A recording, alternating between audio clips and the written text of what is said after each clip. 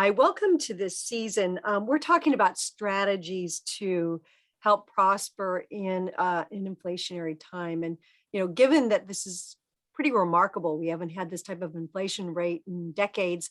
We were wondering how it's impacting different companies. So we're going to go deeper in and talk through it and hopefully give you a couple of ideas for your company. I'm Mary Abazia, Tom Svitali, Sean Wellham. We're really looking forward to talking with you about this. So, Tom, I'm going to open this up to you now. What do you think? Well, when we talked last week about inflation, we did say that in inflationary times, it's actually a somewhat, good time for businesses to raise prices. But we wanted to talk a little bit about a cautionary tale around raising prices and talk about some of the factors that you have to consider, because you can't just say, well, inflation, I'm going to, boost my price.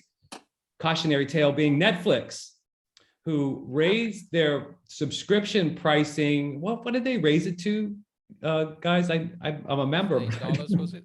Something like $15? I don't know exactly. Yeah, raised it a couple bucks and lost, I think the number was 54 billion in market cap. And Sean, you said how many subscribers was it that they lost? I think I read it was 600,000, but that may also be caught up with them pulling out of Russia. But I know it was a huge number.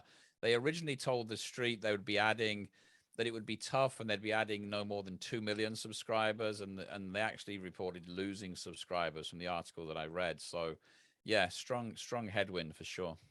Yeah, and we've seen, similar subscription service, not necessarily entertainment, but like Amazon, Amazon Prime raising their prices seemingly, pretty successfully, and others that have been able to do it. So why didn't Netflix get away with it? What happened with Netflix? I know I have some of my theories, but anybody want to proffer why they think Netflix got burned? Yeah, well, I think part of it is that I think they were already in a headwind because they pretty much own streaming. They pioneered it in many ways, and they invested that huge revenue stream into original production because content is king in the streaming world. And I think that the fact that it was a new, sustainable, and profitable business model attracted competition, and not just competition from eager startups, but people that recognize that content was king. So people like Disney could say, we got a ton of content. We got the Star Wars franchise, we got the princesses. We could put a fence around that, and we have the content, and the technology is relatively easy to access. So I think the issue is not just the making a mistake. I think they probably had a reasonable price increase given the inflationary environment. I think it just highlighted to people that said, hang on a minute, if I'm going to pay this much, I think they're one of the most expensive streaming services currently. It's going to encourage people to look around. So I think it was the competition that was already there was suddenly given a lease of life because people were incentivized to go check them out. So they were already in a more competitive environment, I guess, is to me the fundamental cause of their problem. Yeah, I think that there's a couple of things. We had worked with NBC when they were actually doing well, and their market research a lot of times just was intended to reinforce what senior leaders were thinking. And that is a trap that a lot of times companies get into. So even the content that they're developing, and my husband and I tried to find something on Netflix the other night that was at least something we'd enjoy, and it wasn't. So, even though they're generating a lot of content, they may have kind of run their course, or they aren't close enough to their viewers to keep it interesting, because you can't raise price if people don't see the value. And people are saying, yeah, I'm not really finding much on Netflix that I like, other than the one, sometimes there's one or two hot programs for a little while. But you're absolutely right, Sean. There's so many other places that you can get good content now. Are they reframing it the right way? So Mary, I'm offended because I just got done watching Ozark this weekend, which I thought was brilliant, and I loved it. But no, I think you're right. And I think Netflix is somewhat a victim of their, the world that they created. I mean, Netflix is almost Kleenex-like, in terms of when you think of streaming, they, I don't know if they were the original, but in my mind, they were the original. And so, when you create a category that is so successful, a lot of competition comes in, and clearly you've got Hulu, you've got Amazon, you've got Tubi, even YouTube. I mean, you've got so many competitors here, and a lot of them are doing the original content thing, and a lot of them are doing very, very well. It's almost like an embarrassment of riches for all of us as we sit in our recliners or on our couches.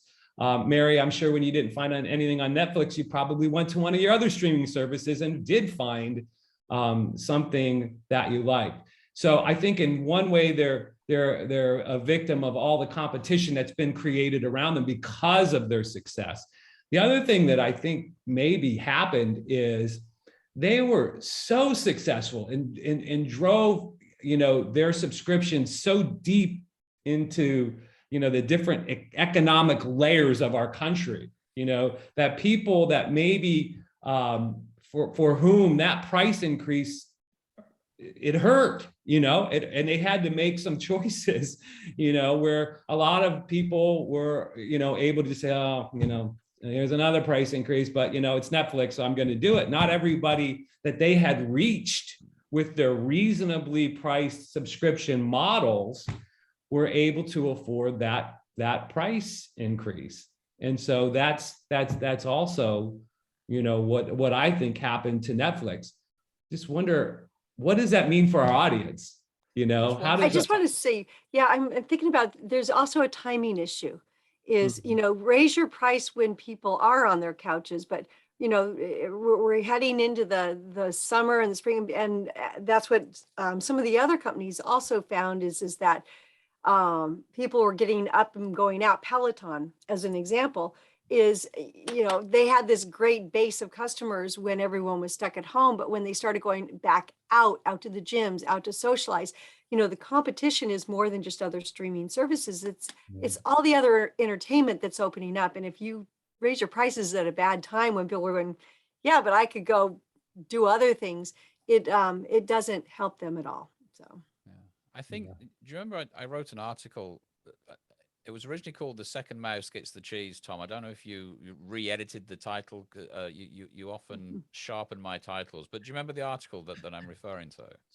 Thanks for being kind to say sharpen the title, Sean. But yes, butchered I absolutely remember that one. Yes. But that had a point that often in any new market, the pioneers don't ultimately take the lion's share of the spoils. It's the fast followers, the people that figure out the market, deconstruct what it takes to win in that market, have an assessment of their own critical capabilities, and create an offer, a better offer built around this pioneering thing. So it's not maybe surprising that Netflix, as the pioneers, are struggling and others have come into it. And it's not without precedent, because Reed Hastings, who's the boss of Netflix, the founder, he made the point of saying that with the likes of Alphabet and Meta and Amazon, there's so much money available and platforms and technology to chase this kind of market.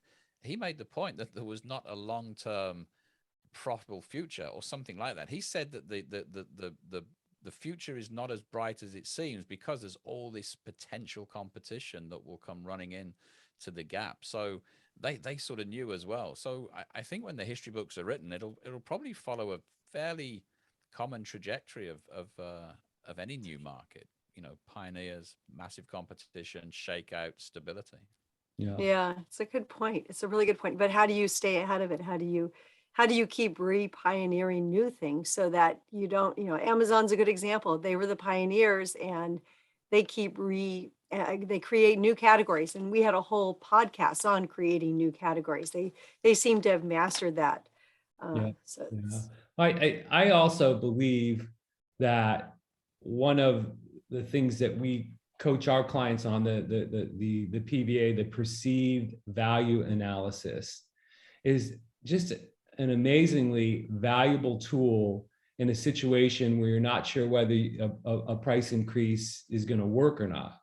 Because I think if Netflix kind of would have looked at that and realized, the first part of this perceived value analysis is you say, what is the perceived amount of value, divorced from pricing for a minute, what's the amount of perceived value that we're delivering right now, right? And they I'm sure they understand this, but I think they may have understood even better how close the differences in perceived value is between them and the other streaming services, right? I mean, maybe they would have been surprised to learn that people value, Hulu and Tubi and Amazon, the Amazon Prime services, maybe a little bit closer to Netflix. Maybe they're all on top of each other, right? And then when you add in that perceived value analysis, the axis that talks about price and where everybody is on pricing, maybe they would have realized that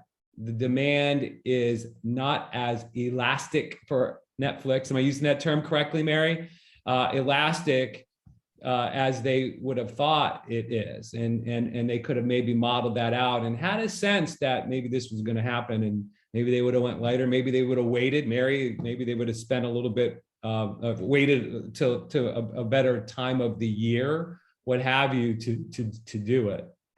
Or maybe just accepted that where they were in the reality of the competitive marketplace, and despite the pressure they will get from stockholders, there isn't a price increase to be had. And what they must take is a margin reduction to maintain viability, potentially. I mean, that's the other thing. One other thing occurred to me. This all comes down to any of our client businesses. Obviously, they're not all in the very unique position of a Netflix, but the same issue applies, which is understanding your customer's willingness to pay, not what they currently pay.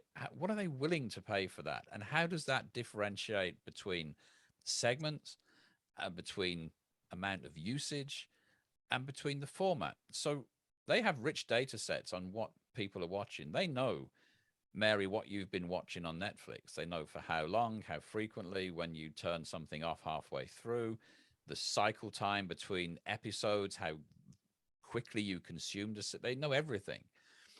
And they know some of your demographic information. So they have a superb data set where they should be able to segment in a very targeted way, understand their customers in clusters, and understand the willingness to pay for those smaller customers. And then you can offer premium or maybe even discount. They're toying with the idea of having a lower tier subscription, which has less content. Maybe toying with ads, bringing some ads in as well as the subscription to sort of supplement the two. But there's a richness to understanding your customer's willingness to pay at the level that the data allows you to go, sort of micro segments. And with that, you have a much more nuanced approach than potentially the big bang of saying prices are up 10%, like it or leave, which turns out to be a pretty expensive way to do it. Yeah, I like what you're saying. It reminds me of the Starbucks offer, kind of, you have the tall, whatever, and venti, it's in any type of a selling situation, having a tiered offer allows exactly that, Sean, is to allow segments to kind of self-select in at a level that they're comfortable with. I also think that they were struggling with the fact that everyone was giving out their passwords. And so they were trying to crack down on that. So maybe have a family plan, on this family plan, you get five users, and they use their technology to track that a bit more. I know there's companies that do that, but in their case, they knew they were losing a lot because of that sharing going on. They could have turned that around a bit. Allow you to give, say, rather than give 5 people your password, maybe a perk is that you can give 5 people for just $10 a month or $5 a month. At least they're capturing some revenue from what was previously a leak of revenue. Because the other thing is that idea that you could have one account and then your kids at college could use it, or your friend across town or whatever.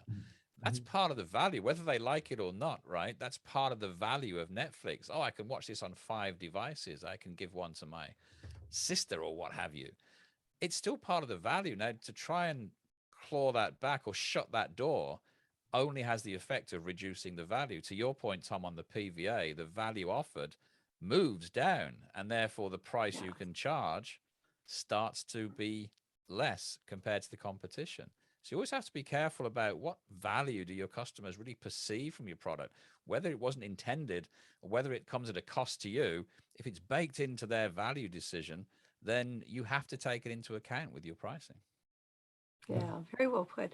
Um, we're going to close this one off, and we would love.